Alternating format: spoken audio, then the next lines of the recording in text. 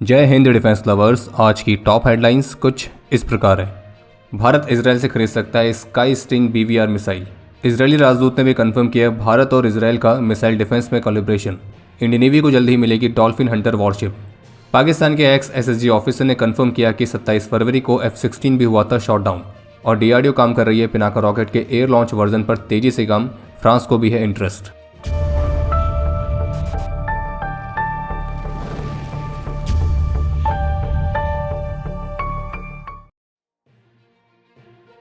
तो जैसे कि कल 25 फरवरी से भारतीय प्रधानमंत्री इसराइल की ऑफिशियल विजिट पर रहेंगे और इस विजिट के दौरान दोनों देशों के बीच डिफेंस कॉपरेशन को मजबूत करने के लिए कुछ महत्वपूर्ण कदम और उठाए जा सकते हैं। और अब इसी बीच द न्यू इंडियन एक्सप्रेस की तरफ से एक रिपोर्ट जारी की गई है और इस रिपोर्ट के मुताबिक भारत इसराइल के साथ sky sting long range beyond visual range air to air missile तो इसकी खरीद के लिए एडवांस डिस्कशंस को शुरू कर सकता है। ये जो स्काई स्टिंग BVR मिसाइल है इसकी रेंज 250 किलोमीटर तक है और रिपोर्ट में सोर्सेज के हवाले से ये कहा गया है कि ये जो प्रस्ताव है ये एक फेज्ड रूट को फॉलो कर सकता है, जिसमें इनिशियली कुछ मिसाइल्स ऑफ द शेल्फ ली जाएंगी और फिर बाद में भारत में उनके लोकल प्रोडक्शन पर भी काम किया जाएगा। बिल्कुल उसी तरह का मॉडल जैसा कि हैमर वेपन के मामले में अपनाया गया है। और इस रिपोर्ट में भी कहा गया कि जो इसराइल है वो इस मिसाइल को अभी कुछ समय से काफ़ी पिच कर रहा है और इसे भारत के तेजस मार्क 1 में भी इंटीग्रेट किए जाने पर विचार किया जा रहा है। ये जो स्काई स्टिंग है 6th जनरेशन की कैटेगरी में आने वाली लॉन्ग रेंज की BVR air to air missile है, जिसे 2023 में ही अनवील किया गया था और फिलहाल अभी तक ये इजरायली एयरफोर्स की सर्विस में भी शामिल नहीं हुई है और अभी भी ये अंडर डेवलपमेंट स्टेजेस में ही है। और इसे विशेष रूप से मीटियोर या फिर चाइना की PL-15 जैसी मिसाइल्स को बीट करने के हिसाब से डिज़ाइन किया जा रहा है। और जैसे कि अभी कुछ ही दिनों पहले रिपोर्ट्स आई थी जिसमें बताया गया था कि भारत अपने मिशन सुदर्शन चक्र के हिस्से के तौर पर इसराइल के साथ भी संयुक्त रूप से मिलकर advanced anti ballistic missile defence system को विकसित करने पर भी काम कर सकता है। और इसी का एक ऑफिशियल कंफर्मेशन अभी हाल ही में इसराइल के राजदूत की तरफ से देखने को मिला है, जिसमें उनका कहना था कि हम वैसे तो आमतौर पर जो इंडस्ट्रियल डिफेंस कॉर्पोरेशंस होते हैं तो उनकी बारीकियों पर सार्वजनिक रूप से विस्तार से चर्चा नहीं करते हैं, लेकिन मैं आपको ये बता सकता हूँ कि मिसाइल डिफेंस एक ऐसा क्षेत्र है जिस पर हम काम करेंगे।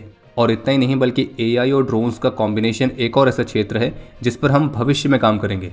और उन्होंने कुछ महत्वपूर्ण एग्रीमेंट्स के साइन होने की भी बात कही है, जो कि दोनों देशों के रणनीतिक संबंध को और भी मजबूत बनाएगा और जिसके माध्यम से हम पहले की तुलना में और भी अधिक सेंसिटिव चीज़ों पर काम कर सकेंगे। और जबकि कुछ अन्य मीडिया रिपोर्ट्स के मुताबिक भारत और इसराइल की laser based air defence system को विकसित करने की भी योजना है, जिसमें से DRDO ने ऑलरेडी 30 किलोवाट के high energy laser based directed energy weapon को विकसित किया है और वहीं इसराइल ने भी आयरन बीम जैसे सिस्टम्स को डिप्लॉय करना स्टार्ट कर दिया है, जो कि 100 किलोवाट की क्लास में आने वाले high energy laser weapon system है और जिसे आयरन डोम को कॉम्प्लीमेंट करने के लिए बनाया गया है और इसलिए इस क्षेत्र में दोनों देश मिलकर भी काम कर सकते हैं। भारतीय नौसेना की एंटी सबमरीन वॉरफेयर कैपेबिलिटीज को महत्वपूर्ण बढ़ावा देने के उद्देश्य के साथ 27 फरवरी को इंडियन नेवी की सर्विस में anti submarine warfare shallow water craft जिसका नाम है अंजदीप, तो उसे औपचारिक रूप से कमीशन किया जाएगा। और ये जो वॉरशिप है ये ईस्टर्न नेवल कमांड में कमीशन होगी। और जानकारी के लिए आपको बता दें कि इस तरह की टोटल 8 वॉरशिप्स भारतीय नौसेना को डिलीवर की जानी है और अंजदीप इस परियोजना में तीसरी वेसल है। जो अंजदीप है वो एक अत्याधुनिक वॉरशिप है जो कि कोस्टल और शैलो वाटर्स में राष्ट्र सुरक्षा में एक महत्वपूर्ण योगदान देगी। और इस वॉरशिप को इस तरह से डिजाइन किया गया है ताकि यह डॉल्फिन हंटर की तरह एक्ट करे और कोस्टल एरियाज पर दुश्मन के सबमरीन्स को डिटेक्ट, ट्रैक और न्यूट्रलाइज करने में ये पूरी तरह से सक्षम है। और इस वॉरशिप को भारत में ही स्वदेशी तौर पर बनाया गया है। ये hull mounted sonar Abhay, light weight torpedoes, anti submarine warfare rockets, तो इस तरह के एडवांस वेपन्स और सेंसर पैकेज से इक्विप्ड है। और अपने एंटी सबमरीन वाले प्राइमरी रोल के अलावा इस वॉरशिप का इस्तेमाल कोस्टल सर्विलियंस, लो इंटेंसिटी के मैरीटाइम ऑपरेशंस और सर्च एंड रेस्क्यू ऑपरेशंस में भी किया जा सकता है। और ये बेहद ही एजाइल और हाईली मैन्यूरेबल वॉरशिप है। और अगर आसान शब्दों में कहा जाए तो इसे विशेष रूप से कोस्टल वाटर्स में आने वाले दुश्मन के सबमरीन्स का शिकार करने के हिसाब से बनाया गया है। 26 फरवरी 2019 ये वो तारीख है जब भारतीय वायुसेना ने पुलवामा हमले की जवाबी कार्रवाई के तहत अपना ऑपरेशन बंदर लॉन्च किया था और जिसके तहत पाकिस्तान के खैबर पख्तूनख्वा प्रांत के बालाकोट में स्थित पाकिस्तानी बेस्ड आतंकी संगठन या यूं कहें सुअरों का संगठन जैश, तो इनके ट्रेनिंग कैंप पर एयर स्ट्राइक की गई थी, जिसमें जैश के 300 से ज़्यादा सुअर होरिफाइड हुए थे। और फिर भारत की 26 फरवरी वाली एयर स्ट्राइक के बाद उसके अगले दिन यानी कि 27 फरवरी को पाकिस्तान ने भी भारत के खिलाफ एक नाकाम ऑपरेशन लॉन्च किया जिसका नाम था ऑपरेशन स्विफ्ट रिटॉर्ट, लेकिन फिर एंड में वो बन गया था स्विफ्ट रिट्रीट, यानी कि जितनी तेजी से वो आए थे उतनी ही तेजी से वापस भागे भी। और पाकिस्तान के इसी ऑपरेशन स्विफ्ट रिट्रीट में भारतीय वायुसेना के विंग कमांडर अभिनंदन वर्धमान, जो कि अब ग्रुप कैप्टन हैं, तो उनकी एक डॉग फाइट हुई थी जिसमें उन्होंने अपने थर्ड जनरेशन के MiG-21 फाइटर जेट से पाकिस्तान के सबसे एडवांस्ड 4+ जनरेशन के F-16 फाइटर को शॉट डाउन किया था, खुद शॉट डाउन होने से पहले। और एक तरह का रिकॉर्ड ही था कि MiG-21 जैसे पुराने एयरक्राफ्ट ने F-16 जैसे एडवांस्ड फाइटर जेट को शॉट डाउन किया। हालांकि पाकिस्तान को शुरुआत में ये लग रहा था कि जो एयरक्राफ्ट शॉट डाउन हुए हैं दोनों ही भारत के हैं, और इसी वजह से पाकिस्तान के तत्कालीन DG ISPR ने जब अपनी प्रेस कॉन्फ्रेंस करी तो उसमें क्लियरली उन्होंने कहा था कि ग्राउंड पर हमने 2 पायलट पकड़े हैं और एक अन्य घायल हुआ है, जिसे CMH यानी कि कंबाइंड मिलिट्री हॉस्पिटल में एडमिट किया गया उपचार के लिए। 2 पायलट्स जमीन पे जो हमारी फोर्सेस मौजूद थी, उन्होंने उनको अपनी अरेस्ट में लिया।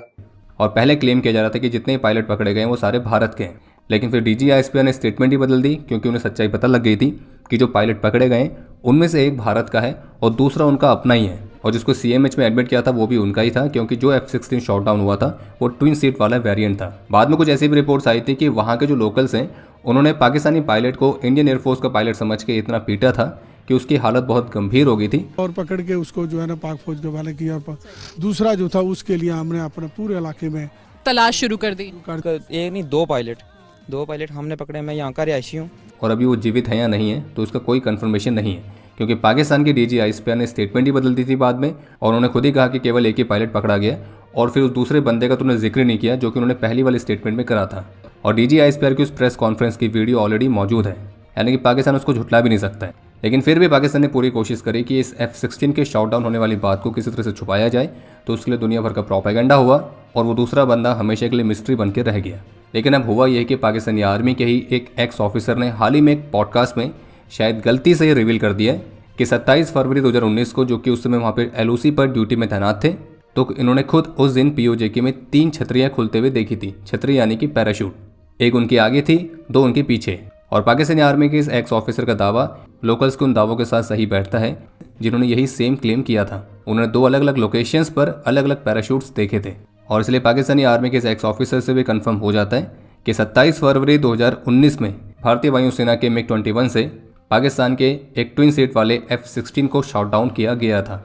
यानी कि पाकिस्तानी आर्मी के इस एक्स ऑफिसर ने उस दूसरे बंदे की मिस्ट्री एक बार फिर से ऑफिशियली कंफर्म कर दी है। और इसी बात पर पाकिस्तानी आर्मी के इस ऑफिसर के लिए एक निशाने हैदर तो बनता ही है। और बता दें कि जिस ऑफिसर की हम बात कर रहे हैं वो पाकिस्तानी SSG बटालियन का CEO था उस समय। बाकी हमें इस बात का संदेह है कि इस खुलासे के बाद शायद इसकी पेंशन आनी अब बंद हो सकती है, या फिर ये गायब भी हो सकता है। DRDO पिनाका रॉकेट्स के एयर लॉन्च वर्जन पर काफ़ी तेज़ी से काम कर रही है, जो कि एक हाई एंड के स्टैंड ऑफ वेपन्स के जितना ही प्रभावशाली होगा, लेकिन कीमत के मामले में उनसे काफ़ी सस्ता होगा। और बाकी जैसे कि फ्रांस भी भारत के पिनाका सिस्टम्स में अपना इंटरेस्ट काफ़ी पहले दिखा चुका है, और पिनाका का जो एयर लॉन्च वर्जन है बेहद ही कम कीमत पर एक रैपिड और प्रिसिशन इंगेजमेंट के महत्वपूर्ण गैप को फिल करेगा। इसके अलावा एक और महत्वपूर्ण अपडेट है कि पाकिस्तान ने जो अभी हाल ही में अफगानिस्तान में मिलिटेंट्स के नाम पर सिविलियंस पर एयर स्ट्राइक करी थी, जिसमें कई सारे इनोसेंट सिविलियंस की जान गई थी, तो अभी UN के स्टेटमेंट में भी इस बात को कंफर्म किया गया है कि ऐसी क्रेडिबल रिपोर्ट्स हैं कि पाकिस्तान की स्ट्राइक में सिविलियन कैजुअलिटीज़ हुई हैं, और इसमें कम से कम 13 सिविलियंस के जान जाने की रिपोर्ट्स है और 7 अन्य घायल हैं, जिनमें महिलाएं और बच्चे भी हैं। बाकी अभी जिस समय हमें वीडियो रिकॉर्ड कर रहे हैं तो पाकिस्तान अफगानिस्तान बॉर्डर पर दोनों देशों के फोर्सेस के बीच एक मेजर क्लैशेस की रिपोर्ट भी सामने आ रही है, और उसमें हैवी वेपन्स के इस्तेमाल होने की बात की गई है। हालांकि अभी इस पर और डिटेल्स आनी बाकी हैं, तो इस पर अगर कोई भी अपडेट रहता है तो हमारे डिफेंस अपडेट से आपको उसकी जानकारी मिल जाएगी। और क्विक अपडेट्स के लिए हमारे ऑफिशियल टेलीग्राम चैनल से आप जरूर जुड़ें, क्योंकि वहाँ पर इस तरह के अपडेट्स बहुत तेज़ी से आपको मिलते हैं। बाकी अफगानिस्तान पहले ही कह चुका है कि पाकिस्तान ने जो हरकत करी है तो उसका उचित समय पर जवाब जरूर दिया जाएगा, और ऐसा लग रहा है कि वो उचित समय आ चुका है। जहां एक तरफ भारतीय सेना की वेस्टर्न कमांड ने बेहद ही इंटेंस मिलिट्री ड्रिल खड़क शक्ति 2026 को सफलतापूर्वक कंप्लीट किया है, और जिसमें भारतीय सेना ने एक मॉडर्न बैटलफील्ड सिनेरियो के फुल स्पेक्ट्रम में अपनी कॉम्बैट रेडीनेस को टेस्ट किया है। और इस एक्सरसाइज में high mobility, precision fire power, unmanned aerial systems enabled ISR, counter unmanned aerial system measures, layered air defence, भारतीय वायुसेना के साथ संयुक्त रूप से एयर लैंड ऑपरेशंस, तो इन सभी अलग अलग एक्टिविटीज़ को कंडक्ट किया गया था। और जो खड़क शक्ति 2026 है ये महाजन फील्ड फायरिंग रेंजेस में कंडक्ट की गई थी। बाकी आज जहां एक तरफ खड़क शक्ति एक्सरसाइज समाप्त हुई है, वहीं दूसरी तरफ आज 24 फरवरी से पोखरन फील्ड फायरिंग रेंजेस में आर्मी की सदर्न कमांड के ट्रूप्स ने अग्नि वर्षा एक्सरसाइज की शुरुआत करी है, और जिसमें डेजर्ट सेक्टर में इंटीग्रेटेड कॉम्बैट कैपेबिलिटीज और ऑपरेशन प्रिपेयर्डनेस को डेमोस्ट्रेट किया गया है। और इस अग्नि वर्षा एक्सरसाइज की खास बात यह भी है कि इसे 25 देशों से आए फॉरेन डिफेंस जर्नलिस्ट ने विजिट किया है और इससे इन विदेशी पत्रकारों को भारतीय सेना की फायर पावर को विटनेस करने का मौका मिला है। और इस ड्रिल के दौरान कुछ इंटीग्रेटेड मनूवर्स कंडक्ट किए गए थे और इस फोर्स में आर्मी के T-90 main battle tanks, infantry combat vehicles, K9 वज्र-T सेल्फ प्रोपेल्ड हाविट्जर्स, शारंग और Bofors artillery systems, rocket platforms, स्वदेशी Rudra helicopters, Apache attack helicopters और कई अलग अलग रेंज के सर्विलियंस और स्ट्राइक ड्रोन्स, ये सभी इसका हिस्सा थे।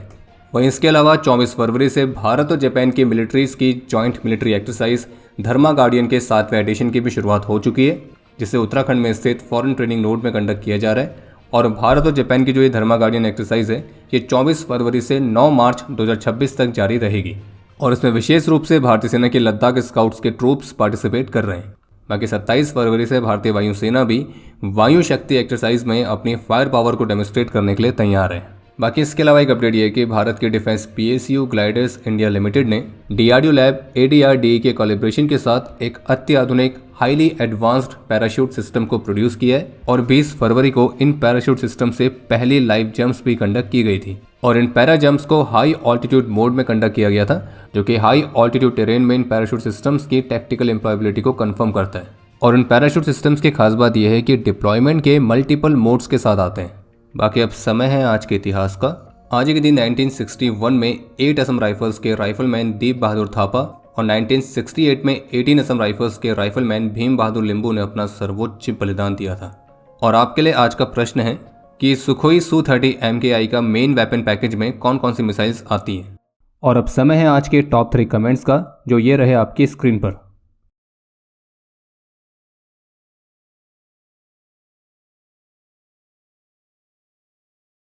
उम्मीद है आपको आज का एपिसोड पसंद आया होगा। पसंद आया तो वीडियो को लाइक करना ना भूलें। आपके कोई भी सुझाव या सवाल हो तो उसके लिए कमेंट सेक्शन ओपन है। और अगर आप डिफेंस रिलेटेड और भी एक्सक्लूसिव कंटेंट में दिलचस्पी रखते हैं तो आज ही प्ले स्टोर से डिफेंस स्क्वाड की सुपर ऐप को डाउनलोड करना ना भूलें। और अगर आप चैनल पर पहली बार आए हैं तो squadron.in पे जाके हमारे नए डिज़ाइंस को भी चेकआउट जरूर करें। बाकी जल्द मिलेंगे नए एपिसोड के साथ। तब तक के लिए जय हिंद, जय भारत।